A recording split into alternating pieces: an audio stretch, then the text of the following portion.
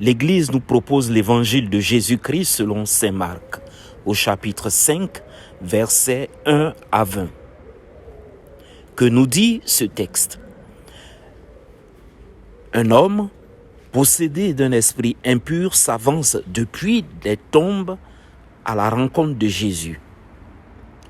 Il est mentalement instable. Il est souvent enchaîné et se libère. Personne ne pouvait le maîtriser. Sans arrêt, nuit et jour, il criait et se blessait avec des pierres. Là, il a couru. Quand il voit Jésus, il se prosterne devant lui et cria d'une voix forte. « Que me veux-tu, Jésus, fils du Très-Haut? Je t'adjure par Dieu, ne me tourmente pas. » Jésus, avec autorité, libère le possédé en envoyant les démons qui le hantaient dans un troupeau de porcs. Les mots de Jésus bouleversent l'ordre des choses. Le mal, les esprits mauvais ont peur de lui.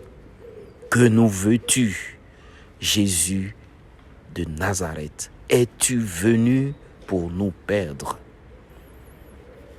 Jésus et les esprits impurs, Jésus et Satan ne font pas bon ménage. Ils sont radicalement opposés. Satan, c'est l'adversaire du bien qu'est Jésus le Christ.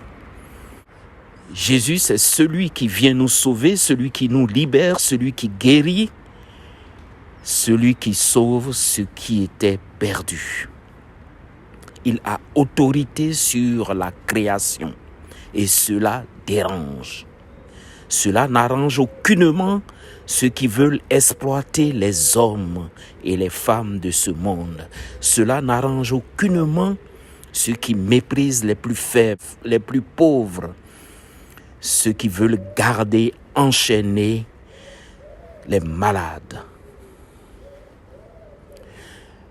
Le Christ a autorité sur toute créature, mettons-nous donc sous sa protection. Que sa parole de vie éloigne le mal de nous.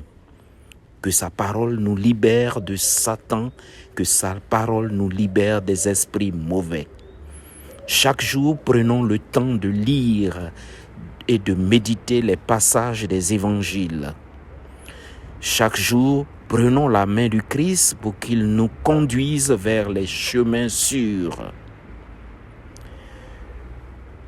Confions-lui nos problèmes, nos défauts, nos maladies biologiques et spirituelles.